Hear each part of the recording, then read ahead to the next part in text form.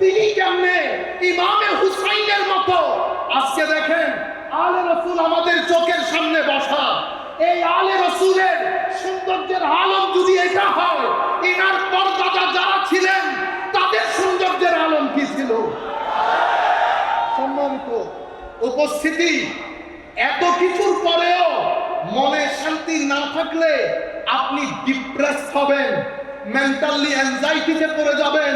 হে যুবক, অ্যাংজাইটি থেকে তোমাকে বাঁচাতে হবে, ডিপ্রেশন থেকে বাঁচাতে হবে। আমেরিকা মিলিয়ন মিলিয়ন ডলার খরচ করে ডিপ্রেশন থেকে বাঁচানোর জন্য। ইংল্যান্ডকে জিজ্ঞেস করেন, বিলিয়ন ডলার খরচ করে তরুণ প্রজন্মকে ডিপ্রেশন থেকে বাঁচানোর জন্য। ডিপ্রেশনের কোনো ওষুধ নাই। ডিপ্রেশনের ওষুধ মদিনা, ডিপ্রেশনের ওষুধ মক্কা, ডিপ্রেশনের ওষুধ ওলি বুজুর্গের মাজার, ডিপ্রেশনের ওষুধ আল্লাহ যাদের ভিতরে আল্লাহ নূর দান করেছেন তাদের সুহবত আপনার ডিপ্রেশনের একমাত্র ওষুধ।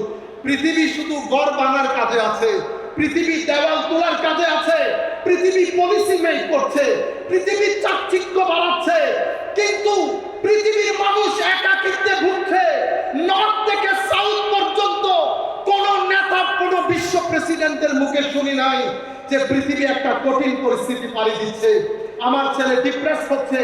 আমেরিকাতে প্রায় প্রত্যেক সপ্তাহে কোনো না কোনো ছেলে উঠে গুলি করে 10-12 জন সন্তান মেরে ফেলেছে। হেন কোনো দিন নাই যেই দিন এই ঘটনা ঘটে না।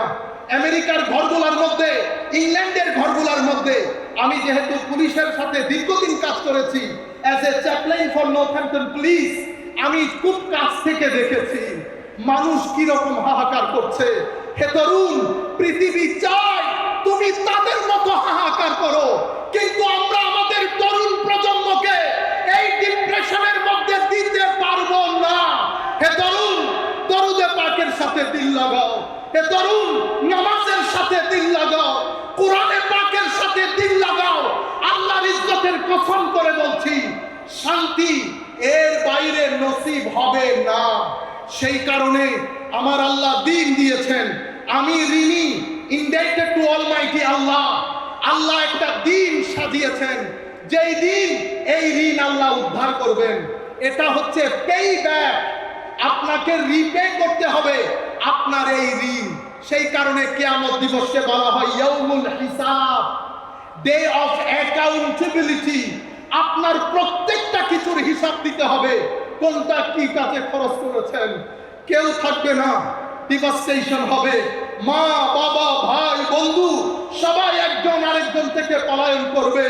একটা জাত আপনার সামনে দাঁড়িয়ে থাকবে, আল্লাহ ওয়ালারা, ওলি বুজুর্গরা, যারা ফানা থেকে বাঁকা পর্যন্ত সফর করতে সক্ষম হয়েছে, তাদের কলব বাতিনের মধ্যে নূর রয়েছে। সেদিন তারা বলবে আমরা আছি, আমরা আছি। হাতে ধরে মুসলিম শরীফের রিওয়ায়াতের মধ্যে এসেছে, হে আমার উম্মত, তোমরা ঝগড়া জাতি কি দেখেছো? আসল মুজাদালা, বারগেইনিং কিয়ামতের ময়দানে আল্লাহর ওলিরা আল্লাহর সাথে করবেন এবং বলবেন, আল্লাহ তুমি আমার ওই ভাইকে জাহান্নামে দিয়ে দিয়েছো। সে আমার সাথে নামাজ পড়তো, সে আমার সাথে রোজা রাখতো। সম্মানিত ভাইরা, এই হাদিসগুলা কেউ বলে না, এখন কোন মসজিদের মধ্যে বলে না, কারণ পৃথিবী চায় আপনি তরিকত থেকে দূরে চলে যান। পৃথিবী এটাকে প্রপাগান্ডা বানিয়েছে এবং মানুষের ভিতরে ঢুকিয়ে দিয়েছে, এটা বেদাতের নাম। গত কিছুদিন ধরে বাংলাদেশের মধ্যে আমরা দেখছি তৌহিদপন্থীদের নাম। এটা পৃথিবী এভাবেই চায়, কারণ এটা হচ্ছে না প্রপাগান্ডার আইটেম, প্রপাগান্ডার আইটেম। ওনাদেরকে টাকা দেওয়া হয়, ওনারা বিভিন্ন মাধ্যমে টাকা পান। কোন কোন মাধ্যমে টাকা পান আমি এখানে বলতে পারছি না, কারণ আমাকে বাইরে যেতে হবে।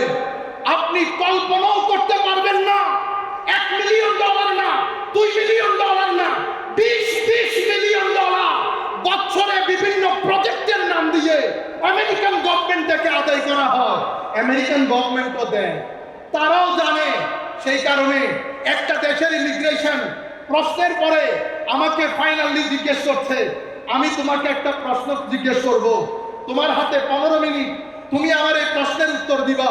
কিন্তু তোমার ব্যাপারে ডিসিশন হয়ে গেছে, তুমি যেতে পারবা, বাট তোমাকে এই উত্তর দিতে হবে। প্রশ্ন কি? সে আমাকে জিজ্ঞেস করছে, what is the difference between, আবার আমার ভাইরা রাগ করে ফেলবেন, আমি বলতে চাই না, Wahhabi Islam and Sufi Islam. What is the difference between Wahhabi Islam and Sufi ইসলাম?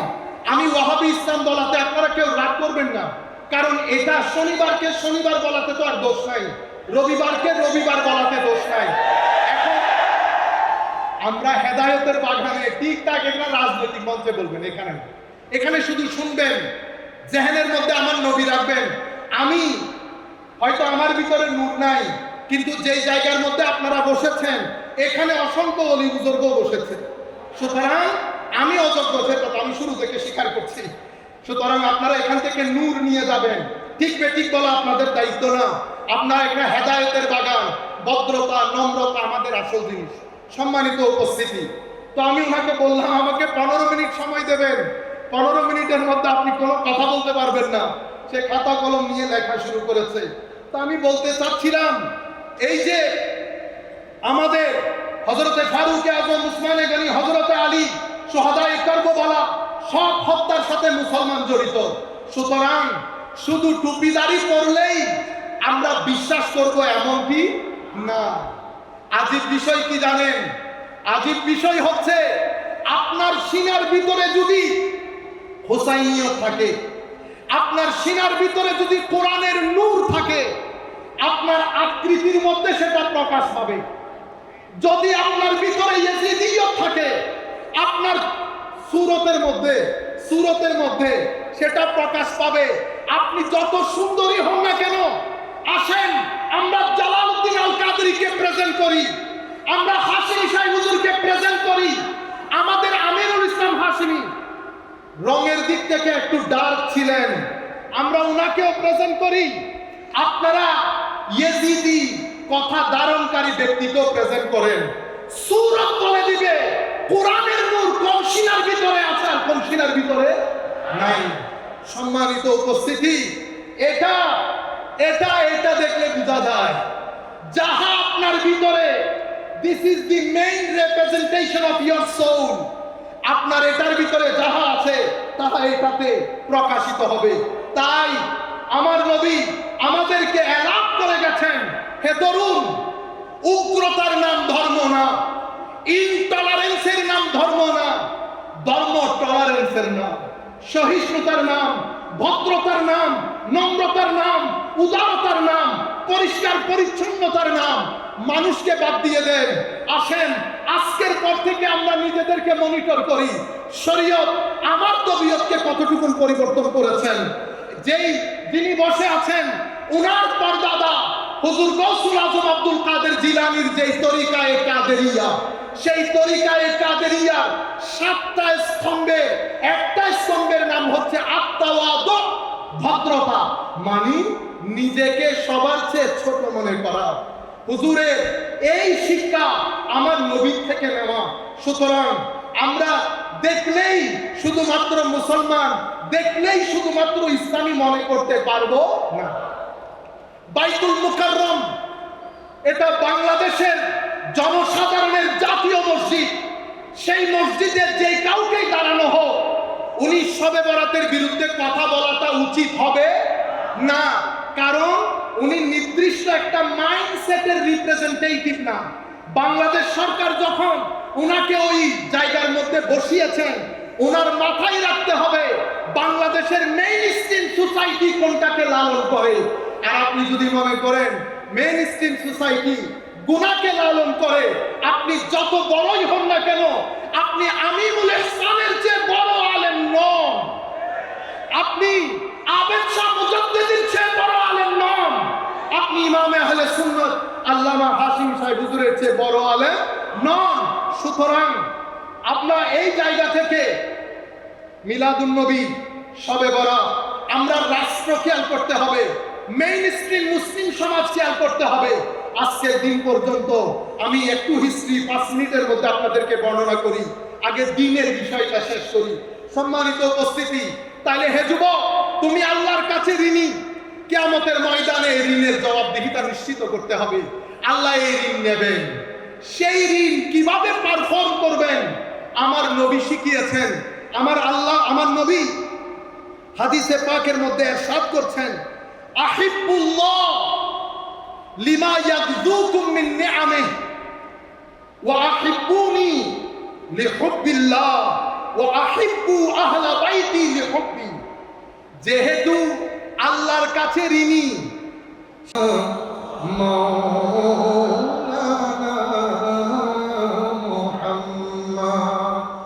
সম্মানিত উপস্থিতি, আমরা মাহফিলের পক্ষ থেকে আমাদের অন্তরের রাজা, দিলের রাজা হুজুর শেখ গৌসুল আজম আব্দুল কাদের জিলানী রাদিয়াল্লাহু তাআলা আনহুর দরবারে সম্মানিত সাজ্জাদাশীন হুজুর শেখ আফিফুদ্দিন গিলানী কিবলা কাবা হাফিজাহুল্লাহকে আমাদের এই শাহাদাতে কারবালা মাহফিলে আমরা শুভেচ্ছা অভিনন্দন জানাচ্ছি। আল্লাহর দরবারে দোয়া করি মাওলাই করিম যেন ওনার ছায়া আমাদের মাথার উপর তাদের জারি ও সারি রাখেন। আমরা আরো অভিনন্দন জানাচ্ছি চট্টগ্রামের সম্মানিত মেয়র ডক্টর শাহাদাত ভাই এসেছেন, দোয়া করি আল্লাহ রাব্বুল আলামিন তাকে যেন হায়াতে তাইয়্যিবা দান করেন। আরো অভিনন্দন জানাচ্ছি আমাদের চট্টগ্রামেরই কৃতি সন্তান, আমাদের বাংলাদেশ জাতীয় সংসদের সম্মানিত সদস্য জনাব সাইদ খোকন সাহেবকে, সাইদ মোহাম্মদ সাহেবকে আল্লাহ রাব্বুল আলামিন যেন তাদেরকে জাযায়ে খায়ের দান করেন। মাওলাই করিম তাদের উপস্থিতি আমাদের জন্য যেন নিয়ামত পূর্ণ করেন। সবাই বলেন আমিন। সম্মানিত উপস্থিতি, পৃথিবী আমাদেরকে নিয়ে পৃথিবীর একটা প্ল্যান, তরুণ প্রজন্মের জন্য পৃথিবীর একটা প্ল্যান। সেই প্ল্যান হচ্ছে আপনি যেখানেই থাকেন না কেন আপনার জীবন ধারণ, জীবন যাপন যেন ওয়েস্টার্ন হয়। তো এখানে আমি চাচ্ছি ইসলামাইজেশন, পৃথিবী চাচ্ছে ওয়েস্টার্নাইজেশন। আপনি রঙে ঢঙে কথাবার্তায় চাল চলনে আস্তে আস্তে আপনার থেকে দিন সরে যাবে, যেভাবে ওয়েস্টার্ন কান্ট্রি থেকে দিন সরে গেছে। দিন সরে গেলে সমস্যাটা কোথায় হয় আসেন আমরা সেই জায়গায় আপনাদেরকে নিয়ে যাই, তখন আপনারা পরিপূর্ণভাবে হুসাইনিয়তকে বুঝতে পারবেন। আমার আল্লাহ আদম আলাইহিস ইসলামকে যখন বানালেন, উনি প্রথম মানুষ, প্রথম নবী, উনি এসেছেন একটা মেসেজ নিয়ে। সেই মেসেজকে বলা হয় আদ-দ্বীন, ইন্নাদ-দ্বীনা ইনদাল্লাহিল ইসলাম। এখন আমাদের জন্য আল্লাহ, আমরা এখানে আসার আগে যাহা কিছু প্রয়োজন আমাদের কর্পোরিয়াল ফিজিক্যাল সার্ভাইভালের জন্য, আমাদের ভিটামিন দরকার, প্রোটিন দরকার, ক্যালোরি দরকার, আল্লাহ ফ্রুটস, ভেজিটেবল সবকিছুর সাথে সাথে আমাদের আবার মায়া মহব্বত দরকার। আল্লাহ মায়ের অন্তরে, বাবার অন্তরে, ভাইয়ের অন্তরে, বোনের অন্তরে, সন্তানের অন্তরে, স্ত্রীর অন্তরে খাস একটা মায়া মমতা দান করেছেন। আল্লাহ আমাদেরকে এমনিতে পাঠিয়ে দিতে পারতেন, কিন্তু আল্লাহ এমনিতেই পাঠান নাই। আল্লাহ আরেকটা জিনিস আমাদেরকে দান করেছেন, যেটার নাম দ্বীন, যেটার নাম দ্বীন। দ্বীন কাকে বলে? এই মেসেজটাও তরুণ প্রজন্মের জন্য খুব জরুরি। আমরা যখন the concept of Din, psychology of Din, philosophy of দ্বীন আমরা যখন বোঝার চেষ্টা করি, তখন আমরা ডিকশনারির মধ্যে শব্দের অর্থ তালাশ করি। দ্বীন শব্দের অনেক অর্থের মধ্যে তিনটা অর্থ অসম্ভব রেলেভেন্ট এবং গুরুত্বপূর্ণ। প্রথম তো দ্বীন হচ্ছে একটা ঋণের নাম, ঋণ, দ্যাট মিনস ডেট। তাইলে দ্বীনের দ্য হোল আইডিয়া, মূল আইডিয়া হচ্ছে আমি আপনি সবাই ইনডেটেড টু সামওয়ান, আমি কারো কাছে ঋণী। কার কাছে ঋণী? আমাদেরকে 2 টাকা দিলে ঋণী হই, যিনি আমাদেরকে চক্ষু দিয়েছেন তার কাছে আমরা ঋণী, যিনি আমাকে ব্রেন দিয়েছেন তার কাছে আমি ঋণী, যিনি আমাকে পঞ্চ ইন্দ্রিয়, হাত, কান, নাক, 5 ফ্যাকাল্টি অফ সেন্সেস যিনি দান করেছেন, যিনি আমাকে কলব বাতেন দান করেছেন, যিনি আমাকে মা দিয়েছেন, বাবা দিয়েছেন, বাংলাদেশের মতো একটা সুন্দর দেশ দিয়েছেন, পানি দিয়েছেন, হাওয়া বাতাস দিয়েছেন, তার কাছে আমরা ঋণী। এখন বলেন তিনি কে? আল্লাহ। বলেন আল্লাহ। তো যেহেতু আল্লাহর উপর, আল্লাহর কাছে আমরা ঋণী, we are indebted to Almighty Allah. এখন the question is, why we are indebted to Almighty Allah?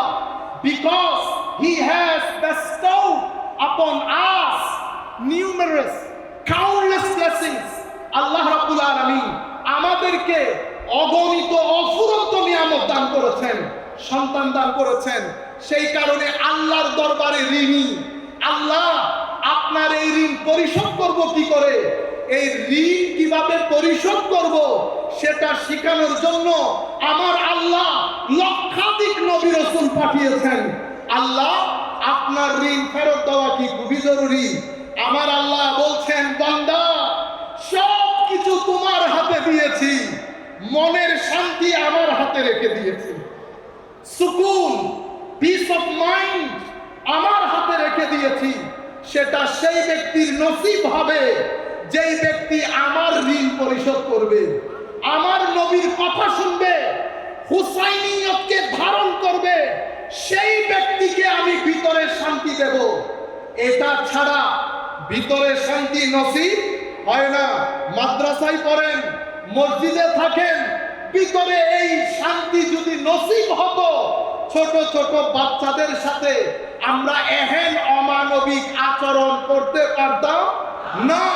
কারণ এগুলো চতুষ্পদ জন্তুর সাথে যায়, মানুষের সাথে যায় না। যিনি ক্বালা রাসূলুল্লাহ সাল্লাল্লাহু আলাইহি ওয়াসাল্লাম বলেন, পড়েন, যিনি সূরাতুল ফাতিহা তিলাওয়াত করেন, তিনি কেমনে এরকম ছোট বাচ্চাদের সাথে এই ধরনের আচরণ করতে পারেন? তিনি কেমনে একজন ভদ্রলোককে জ্বালিয়ে দিতে পারেন? তিনি কেমনে একজন মানুষের সিনার উপরে উঠে লা ইলাহা ইল্লাল্লাহ বলে জবাই করে দিতে পারেন? তিনি কেমনে ইমামে হুসাইনের মতো, আজকে দেখেন আলে রাসূল আমাদের চোখের সামনে বসা, এই আলে রাসূলের সৌন্দর্যের আলম যদি এটা হয়, ইনার পরদাদা যারা ছিলেন তাদের সৌন্দর্যের আলম কি ছিল? সম্মানিত উপস্থিতি, এত কিছুর পরেও মনে শান্তি না থাকলে আপনি ডিপ্রেস হবেন, মেন্টালি অ্যাংজাইটিতে পড়ে যাবেন। সেই কারণে আপনি আল্লাহর প্রতি ভালোবাসা প্রদর্শন করেন। আল্লাহ, সব নিয়ামত আপনার, আমি কোনো কিছুই না, সব কিছু আপনি দান করেছেন। তো আল্লাহর ঋণের বহিঃপ্রকাশ হয় আল্লাহর প্রতি ভালোবাসা দিয়ে। আর আমার নবী বলছেন, আল্লাহর ভালোবাসার বহিঃপ্রকাশ হয় আমার নবীর ভালোবাসা দিয়ে। আর আমার নবী বলছেন, আমার নবীর ভালোবাসার বহিঃপ্রকাশ হয় ইমামে হুসাইনের ভালোবাসা দিয়ে। সম্মানিত উপস্থিতি, হাজারো হাদিসের মধ্যে আমার নবী ইরশাদ করেছেন, উম্মত, আমার এই দুইজন বাদশাকে তোমরা মহব্বত করবা। আল্লাহ, আপনিও এই দুইজনকে মহব্বত করবেন। তাহলে অনুসরণ আমরা কার করব? আমার নবীর না অন্য কারো? আমার নবীর অনুসরণ। ফাত্তাবিউ লাআল্লাকুম তাহতাদুন। তোমরা যদি হেদায়েত পেতে চাও, নবীকে ইত্তেবা করো, নবীর পিছনে পিছনে চলো। যেই নবীর পিছনে চলতে বলা হয়েছে, সেই নবী বলছে, আমার মহব্বত ততক্ষণ হবে না যতক্ষণ আমার হাসান হুসাইনের মহব্বত হবে না। সুতরাং আমার নবী বলে দিয়েছে, হাসান এবং হুসাইনের মহব্বত জান্নাতে যাওয়ার জামানত। সুতরাং আমরা তরুণ প্রজন্ম হিসেবে রাইট লেফট, কে দোষী কে নির্দোষ, এতগুলা শোনা আমাদের জন্য জায়েজ নাই। আমরা আমার নবীমুখী হব। নবী বলেছেন এই দুইজনের মহব্বত, আমরা এই দুইজনের মহব্বতকে ধারণ করব। কারণ আল্লাহর কাছে ঋণী। আমার আল্লাহর ঋণ পৃথিবীতে পরিশোধ করার জন্য এই হাদিসের আলোকে নিশ্চিত রূপে বুঝতে পারি, আলে বাইতে রাসূলের প্রতি আমাদের মহব্বত লাগবে, নতুবা দিন হবে না, নতুবা ঋণ আদায় হবে না। দিনের আরেকটা অর্থ হচ্ছে বৃষ্টি। বৃষ্টি কেন আসে? বৃষ্টি বারবার আসে আমাদেরকে জীবন দেওয়ার জন্য। সম্মানিত উপস্থিতি, ফিজিক্যাল সার্ভাইভাল খাদ্য দিয়ে হয়, অ্যাটমসফিয়ার দিয়ে হয়, স্পিরিচুয়াল সার্ভাইভাল, নন কর্পোরিয়াল সার্ভাইভালের জন্য আমার নবীর হেদায়েত, আমার নবীর মহব্বত, আলে রাসূলের মহব্বত, সাহাবায়ে কেরামের মহব্বত, আউলিয়ায়ে কেরামের নিসবত বাদে ভিতরের জগৎ কি হয় না? ডিসিপ্লিন হয় না, ভিতরের জগৎ সার্ভাইভ করে না। সেই কারণে এই দিনের একটা অর্থ হচ্ছে বৃষ্টি, যেটা বারবার আসে। পানি একদিন খেলে হয় না, প্রত্যেক দিন পানি খেতে হয়। সুতরাং দিন বারবার এসেছে, কখনো আদম, কখনো ঈসা, কখনো মূসা, কখনো হারুন, কখনো ইসমাইল, কখনো ইব্রাহিম, এবং নবীর মাধ্যমে শেষ পর্যন্ত আমার নবী মুহাম্মদুর রাসূলুল্লাহ সাল্লাল্লাহু আলাইহি ওয়াসাল্লাম। আমার নবী 23 বছরের তাবলীগ। আমার নবী কখনো উগ্র ছিলেন না। আপনারা ইতিহাস পড়েন, সভ্যতার ইতিহাস পড়েন, পৃথিবীর কোন সভ্যতা এত অল্প সময়ের মধ্যে, পৃথিবীর কোন মানুষ পৃথিবীকে এরকম নির্ভেজাল সবুজ সভ্যতা দিতে পারে নাই যেটা আমার নবী দিতে পেরেছেন। আমার নবীর একটা মিশন ছিল, মিশনের ক্ষেত্রে জান দিয়ে আমার নবী চেষ্টা করেছে এই তরুণ প্রজন্মকে অন্ধকার থেকে আলোর পথে নিয়ে আসতে, তরুণ প্রজন্মকে আল্লাহমুখী করতে, কবরমুখী করতে, হাসরমুখী করতে। আমার নবী তরুণ প্রজন্মকে এডুকেশন দিয়েছে। পুরা মুভমেন্ট, পুরা মিশনটাকে আমার নবী এডুকেশন বেস করেছেন। রেসিটেশন, এডুকেশন এন্ড পিউরিফিকেশন, এই তিনটা মূলস্তম্ভের উপর আমার নবীর পুরা মিশনকে আমার নবী বেস করেছেন। ইয়াতলু আলাইহিম আয়াতিহি ওয়া ইউআল্লিমুহুমুল কিতাবা ওয়াল হিকমা ওয়া ইউযাক্কিহিম। তাসকিয়া, তালিম, তিলাওয়াত, রেসিটেশন, পিউরিফিকেশন, এডুকেশন, এটার উপর বেস করেছেন। আমার নবীর পরে আবু বকর সিদ্দিক এসেছেন। সাহাবায়ে কেরাম মুশাওয়ারার মাধ্যমে আবু বকর সিদ্দিক এনেছেন। পলিটিক্যাল ডেভেলপমেন্ট হয়েছে, কোনো উগ্রতা নাই, কোনো বক্রতা নাই। আবু বকর সিদ্দিক চলে গেলেন ফারুকে আজমের সময়। এই পলিটিক্যাল ডেভেলপমেন্ট দারুণ করে হয়েছে, ডিটেলসের দিকে যাচ্ছি না। হযরত আলীর সময়কালে তো অ্যামেজিং ডেভেলপমেন্ট। যখন হযরত আলীর সময়কালে একটা খাস, একটা আম, একটা কাউন্সিল, একটা লর্ডসদের কাউন্সিল, একটা মেম্বারসদের কাউন্সিল, একটাতে 60 সদস্য, আরেকটাতে 6 সদস্য, সব জায়গার মধ্যে ভোটাভুটি করা যখন হয়েছে, উসমানে গনিও 50%, হযরত আলীও 50%, অতঃপর হযরত আব্দুল্লাহ ইবনে আওফ রাদিয়াল্লাহু তাআলা আনহুকে ইলেকশন কমিশনার হিসেবে নিয়োগ দেওয়া হয়েছে। উনি মদিনা শরীফের আনাচে কানাচে আবাল বৃদ্ধ বনিতা সকলের ভোট নিয়েছেন, সকলের কনসার্ন নিয়েছেন। অতঃপর উসমানে গনি খলিফা হয়েছে। এরপরে হযরত আলী রাদিয়াল্লাহু তাআলা আনহু সংখ্যাগরিষ্ঠ মতামত নিয়ে, সংখ্যাগরিষ্ঠ ভোট নিয়ে হযরত আলী খেলাফতে এসেছেন। আমার নবীর এই 23 বছরের তাবলীগ যদি দেখেন, আমার নবী যখন মদিনা শরীফে গিয়েছে, ইয়াসরিব ছিল, ইয়াসরিব দ্বীন প্রতিষ্ঠা হওয়ার কারণে ইয়াসরিব মদিনা হয়ে যায়, যেখানে সভ্যতা, সংস্কৃতি। আমার নবী একটা কনস্টিটিউশন রচনা করেছেন সভ্যতার ইতিহাসে, যেটাকে দ্য ফার্স্ট রিটেন কনস্টিটিউশন হিসেবে কনসিডার করা হয়, যেটাকে মিসাকে মদিনা বলা হয়। আমার নবীর এই সুন্দর রাষ্ট্র।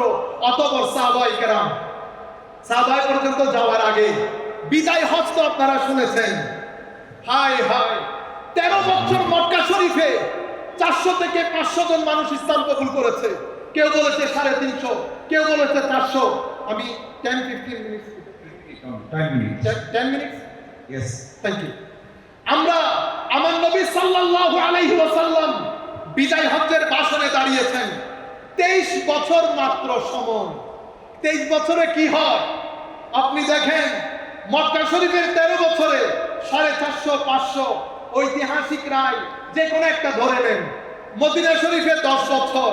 বিদায় হজ্জের ভাষণে আমার নবী যখন আরাফার ময়দানে দাঁড়িয়েছেন বক্তব্য দেওয়ার জন্য, লাখো সাহাবায়ে কেরাম আমার নবীর সামনে দাঁড়িয়ে সেদিন তপ্ত মরুভূমিতে, এই উত্তপ্ত সূর্যের নিচে আমার নবী ডাক দিলেন, ইয়া আইয়ুহান নাস, হে মানুষ, আমি আজকে পৃথিবীতে একটা নতুন ওয়ার্ল্ড অর্ডার ঘোষণা করছি। আমি প্রিভিয়াস যে ওয়ার্ল্ড অর্ডার ছিল সেটাকে পরিপূর্ণরূপে বাতিল ঘোষণা করছি। আমার নতুন বিশ্বের মধ্যে স্কিন বেস প্রায়োরিটি হবে না। No matter who you are, what is the colour of your skin, in my country, in my age, আমার এই সময়ের মধ্যে যেই ব্যক্তির ভিতরে গড অ্যাওয়ারনেস থাকবে, যেই ব্যক্তির ভিতরে ঋণ, এই ঋণের রিয়েলাইজেশন থাকবে, সেই ব্যক্তি সবচেয়ে বেশি সম্মানিত হবে। আমার নবী উইমেন রাইটস ঘোষণা করেন, আমার নবী হিউম্যান রাইটস ঘোষণা করেন, লেবার রাইটস ঘোষণা করেন, চিলড্রেন রাইটস ঘোষণা করেন। এক পর্যায়ে এসে আমার নবী বলেন, হে মানুষ, পৃথিবী থেকে আমি সুদ ভিত্তিক অর্থনীতিকে আমার পায়ের নিচে দিয়ে আমি একেবারে ধূলিসাৎ করে দিলাম। আমি প্রথমে আমার পরিবারের যে সুদ ভিত্তিক অর্থনীতি সেটাকে অ্যাবলিশ করছি। আমার নতুন বিশ্বের মধ্যে কার্জে হাসানা, ব্যবসা, এটাই হবে আমার অর্থনৈতিক সমৃদ্ধির মূল চাবিকাঠি। এখানে কোনো সুদ ভিত্তিক অর্থনীতি আর হবে না। এভাবে আমার নবী নতুন পৃথিবী ঘোষণা করেছেন। এরপরে আমার নবী বিদায় হজ্জের ভাষণ আমরা সবাই বলি, সবাই জানি, সবাই মানি, কিন্তু বিদায় হজ্জের ভাষণ, বিদায় হজ থেকে ফেরার পথে আমার নবী মদিনা শরীফ যাচ্ছেন।